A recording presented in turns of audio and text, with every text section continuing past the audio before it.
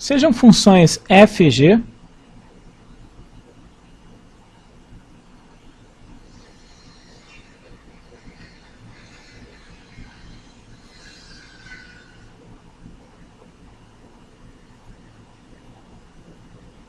de tal modo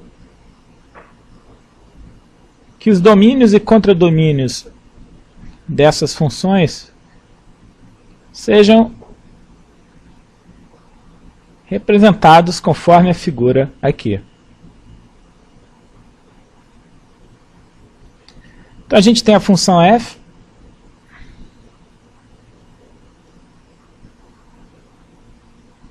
e a função g, e aqui a gente está admitindo que o domínio da g ele tem uma interseção não nula com o contradomínio da função g. Aqui estaria essa interseção.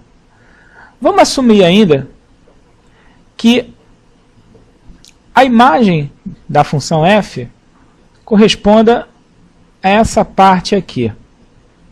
Então, essa aqui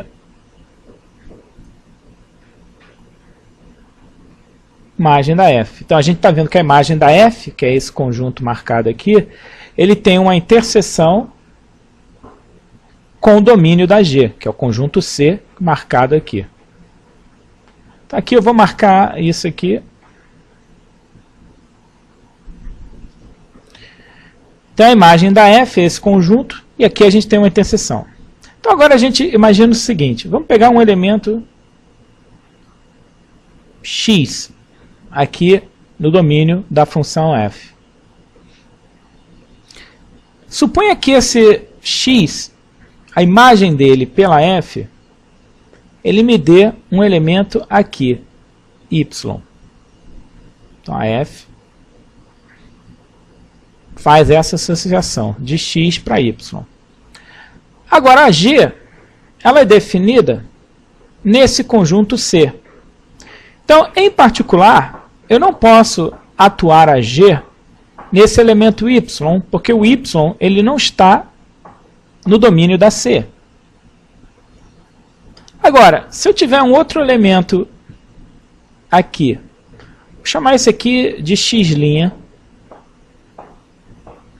Esse elemento x', a f, vamos admitir que a f associa a ele um elemento, vamos escrever assim, y'. Então, esse x' que está no domínio da função f, a f agora, ela associa a esse elemento um elemento que está nessa interseção da imagem da f com o domínio da função g. Então agora eu posso atuar a g nesse elemento y', porque esse y' está no domínio da g. Então a gente pode, pela g, associar ao y' um elemento, vamos chamá-lo de z, que estaria na imagem da função g. Então aqui a gente nota o seguinte, eu posso calcular a g na f de x', porque f de x' é y', e y' pertence ao domínio da função g. Agora, eu não posso calcular a g da f de x.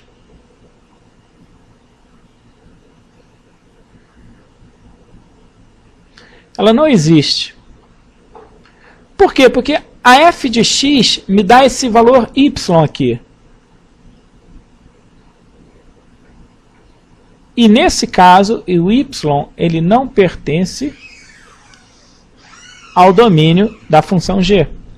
Então a gente nota o seguinte, se a gente quiser construir algo do tipo g composto com a f, essa função g composta com a f, que a gente já vai definir formalmente, ela necessariamente tem que atuar num elemento x que está na interseção da imagem da f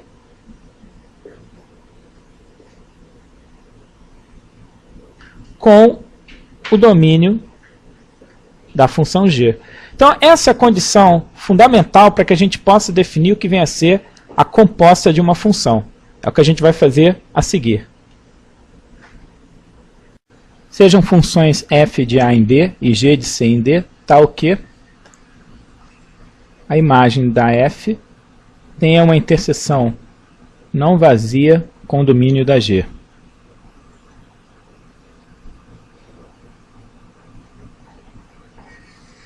Definimos a função composta g composta com a f, denotada por esse símbolo,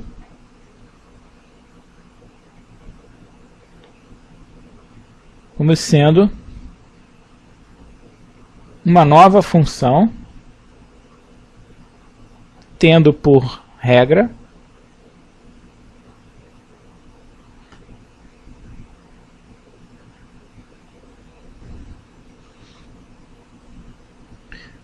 g composta com a f calculada em x, por definição, é a g calculada na f de x, sendo o domínio da composta um subconjunto do domínio da f. Aqui, para entender o porquê do domínio da composta ser um subconjunto do domínio da f, a gente volta àquela representação da função fg em termos de diagramas. Então, ao conjunto A, B, C e D, que a gente tem a função f e a função g. Então, se a gente considerar um elemento x aqui, suponha que esse x é levado pela função f nesse elemento f de x dessa região aqui. Então, a gente assume que a x é levada pela f nessa região, que pelo desenho fica claro que está no domínio da g. Então você pode, a seguir, atuar com a g e obter o valor g da f de x. Então a composta é como se fosse uma associação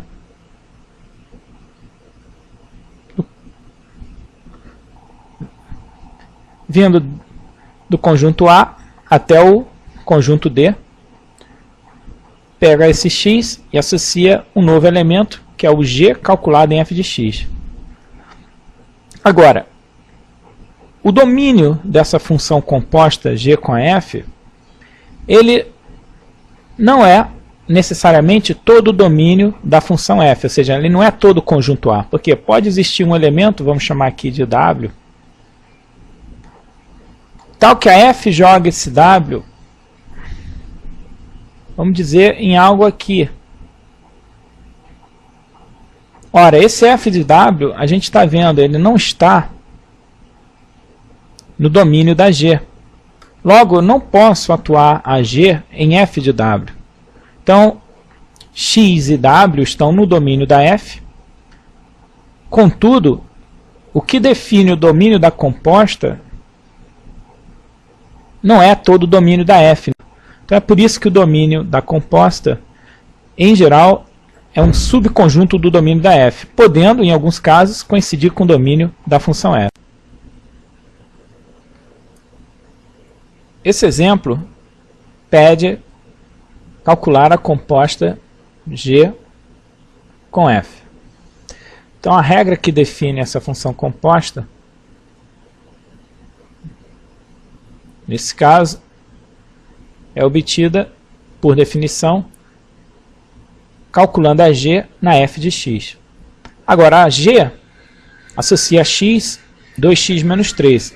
Então, se no lugar do x a variável é f de x, então, no lugar de 2x menos 3, obviamente fica 2f f de x menos 3. Então, x, 2x menos 3. Se aqui é f de x, fica 2f de x menos 3. Mas f de x é raiz de x. Então, a gente obtém que a composta tem essa lei. Agora, a gente olha a lei que define essa composta. Para um x, g composta com f associa o valor 2 raiz de x menos 3. Para que a gente consiga definir essa quantidade, basicamente a gente tem que ser capaz de definir a raiz de x. Então isso aqui implica que x tem que ser maior ou igual que 0.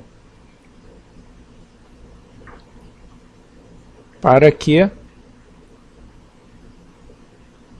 possamos definir a quantidade 2 raiz de x menos 3. Agora, a gente nota que o domínio da composta